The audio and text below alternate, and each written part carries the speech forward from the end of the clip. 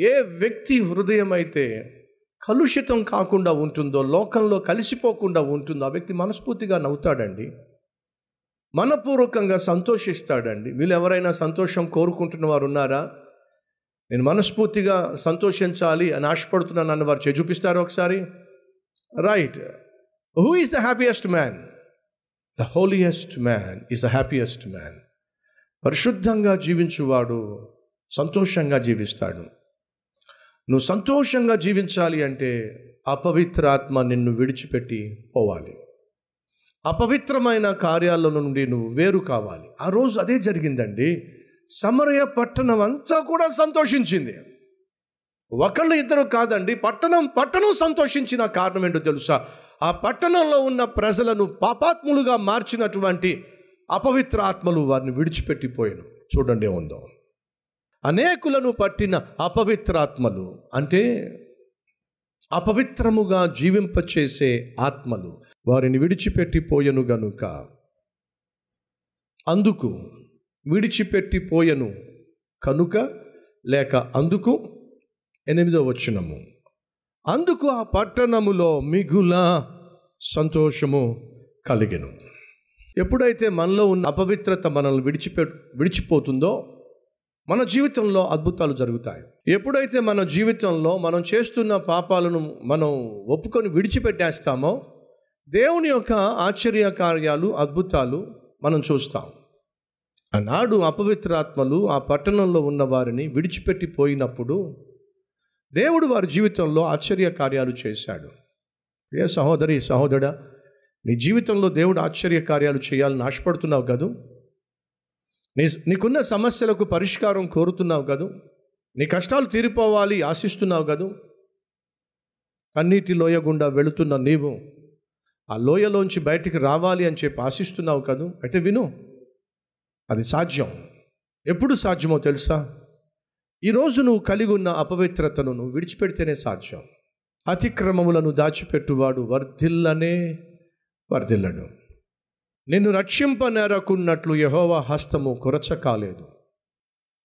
నీ ప్రార్థన విననేరకున్నట్లు ఆయన చెవులు మందము కాలేదు. నీ పాపములు, నీ దోషములు నీకు నీ దేవునికి మధ్య అడ్డుగా వచ్చెను. దయచేసి గమనించండి, మన జీవితంలో మన ప్రార్థనలకు జవాబు రాకపోవడానికి ప్రధాన కారణం ఏమిటంటే ఆయనకు మనకు మధ్య మనం చేసిన తప్పుల వల్ల, పాపముల వల్ల, నేరముల వల్ల ఏర్పరచుకున్న గోడ జవాబులు రాకుండా ఆపేస్తుంది. అది కారణం.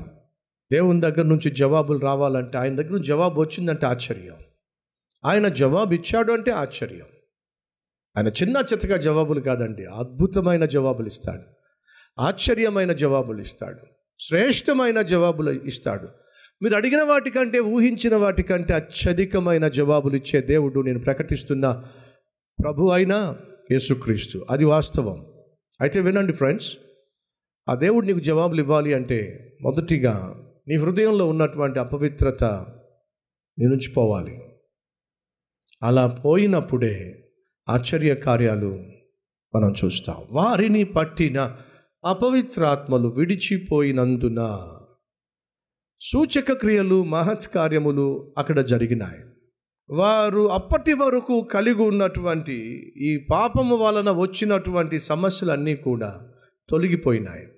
అందుకు ఆ పట్టణము మిగుల సంతోషించెను.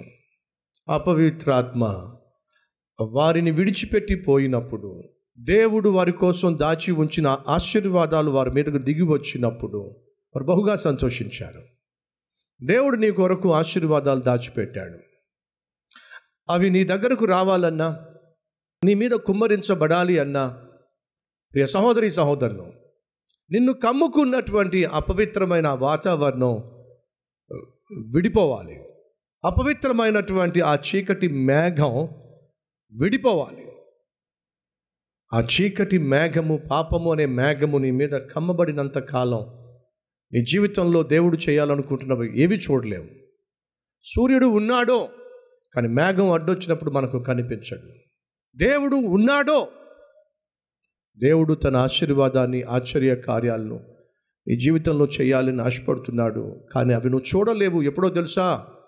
పాపము అనే మేఘము నీ ఇంటి మీద, నీ జీవితం మీద, నీ ఆత్మీయత మీద, నీ సేవ మీద, నీ సాక్ష్యం మీద పాపము అనే మేఘము కమ్మి ఉన్నప్పుడు దేవుణ్ణి చూడలేవు, దేవుని యొక్క ఆశీర్వాదాలు చూడలేవు.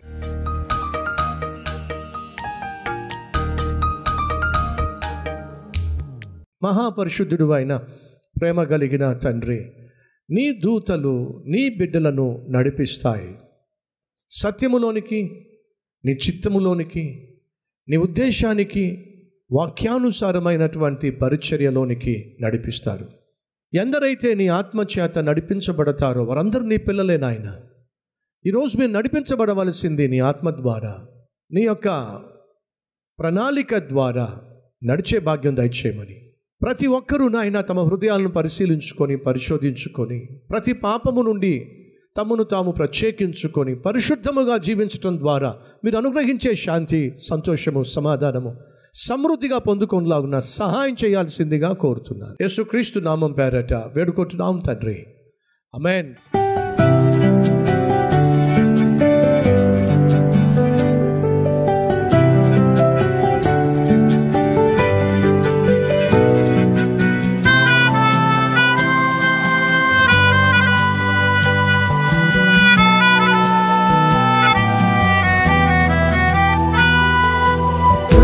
సందేశం మీకు ఆశీర్వాదకరంగా ఉంటే లైక్ చేయండి, అలాగే సబ్స్క్రైబ్ చేయండి. అంతేకాకుండా కామెంట్ పెట్టండి, 10 మందికి షేర్ చేయమని మనం చేస్తూ రేపు మళ్ళీ కలుసుకుందాం.